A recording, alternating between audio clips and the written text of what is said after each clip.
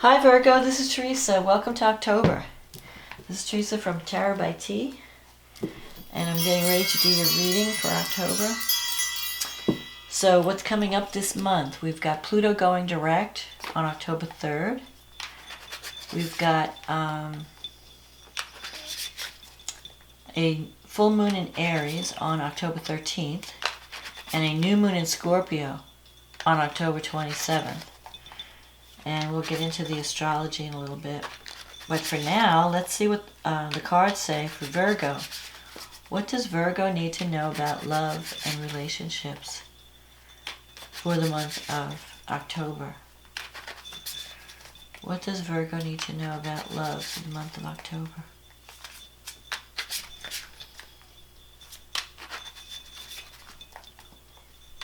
What does Virgo need to know? What is coming up for Virgos for the month of October?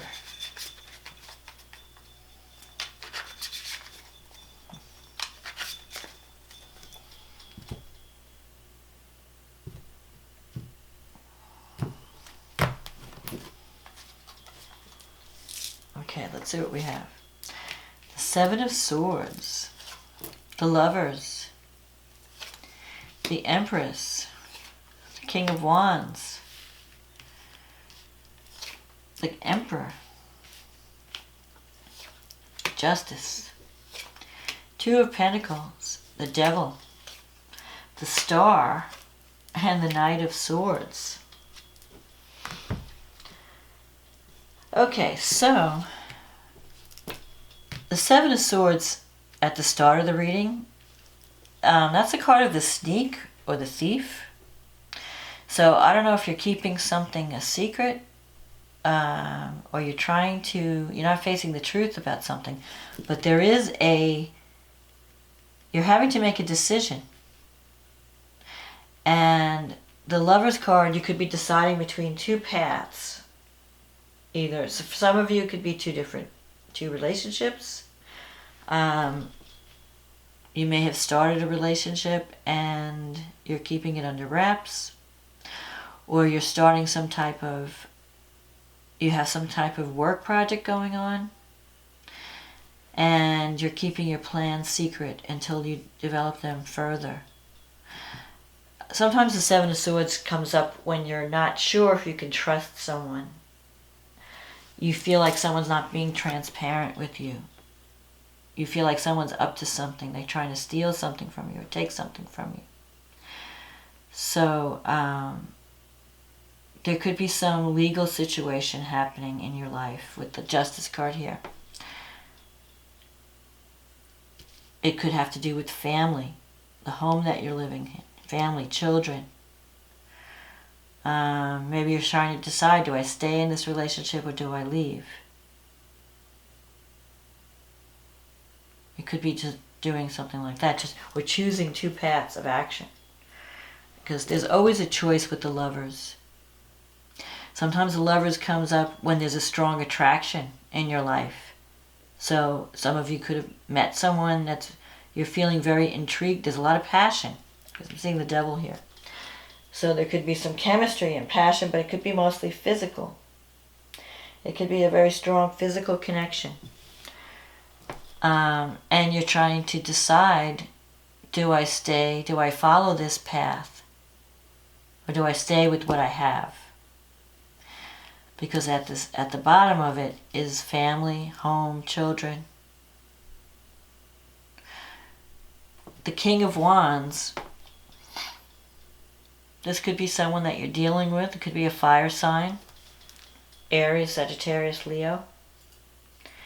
Someone who's very outspoken.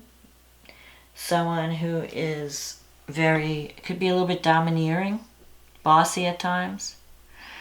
This person, they like to give advice. They like to tell people what to do. Sometimes they can seem a little bit like a bully, but they are coming from a good place. Because they really care about people. They want to help. And they're natural leaders, so they come on strong at times. They have a presence when they come into the room. So there could be someone in your life who's maybe even you, the Emperor, trying to build something solid and steady. Maybe you're trying to start a business or trying to, get something off the ground. And you're trying to decide, if you should stay with what you have or if you should go into this,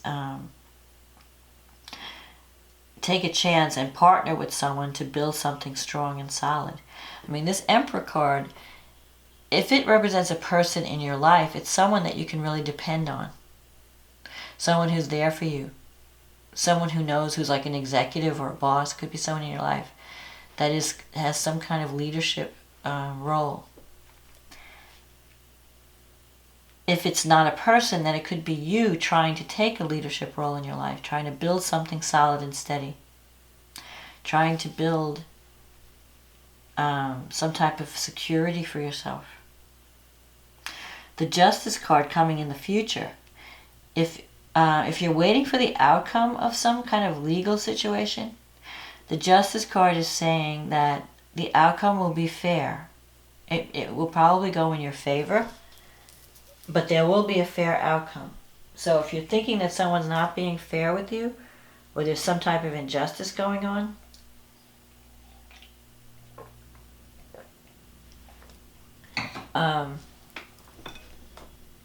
don't worry. I think that that the outcome will be fine. But you may still feel that you have to stay on top of things. The Two of Pentacles is here. So you're juggling a lot right now, and you're pretending. You might even be pretending that everything's okay. Because the Two of Pentacles can sometimes mean like someone who's laughing on the outside, crying on the inside. Like you're trying to manage a lot. You're carrying a lot of responsibility, and you might be working 2 jobs, or you might have a lot of irons in the fire, and it's been really hard for you to hold it together. You can't keep juggling these 2 things. So for some of you, it could be a work situation where you're juggling 2 jobs and you're trying to, just make things better for your family. But for some of you, it might be that there are 2 relationships that you're juggling, and you're trying to decide, okay, one of them is, stable and secure, and the other one is like, more physical and exciting, and which one do I keep? Which one do I let go? Because I can't keep them. At some point, you're going to have to choose between the 2 and let one go, because you can't keep it up forever. You can't keep this juggling act. And the Devil card in your environment, there could be some type of addiction problem. Maybe if it's not you, it might be a partner that's struggling with some type of addiction. It could be drugs or alcohol. And if it's not, it could even just be that you're addicted to this person.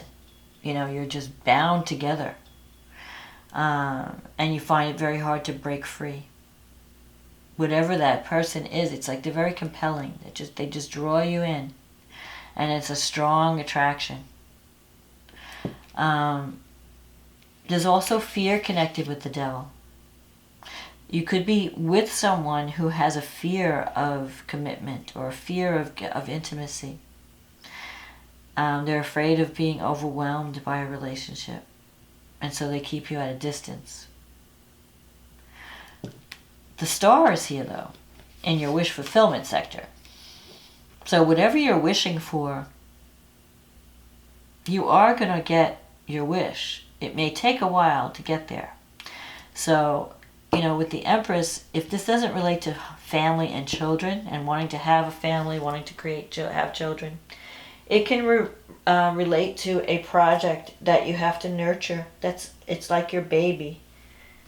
And you have to give it motherly care until it develops into something, until your vision becomes real. Because this Star is giving you hope. Like, and this could be following your passion. You have an idea, you have a goal, you have a dream, and you can achieve that goal. But you have to make that choice. There's a choice that has to be made if you're going to follow this path. Like, if you're going to follow your passion, you have to be honest with yourself. Face the truth. Like, what is it that I really want? What is it that really sets me on fire? It could be a relationship. It could also be the work that you do, where you find your true calling in life, and then you focus your energy on that. You've got this Knight of Swords here. This is like quick energy, quick departure. Someone comes in quickly or departs quickly. So whatever's happening, it's going to happen quickly. It's a fast energy. Sometimes with the Knight of Swords, you could be dealing with someone who's a little bit argumentative, a little insensitive. Could be an air sign. They don't always think about the consequences of what they are doing.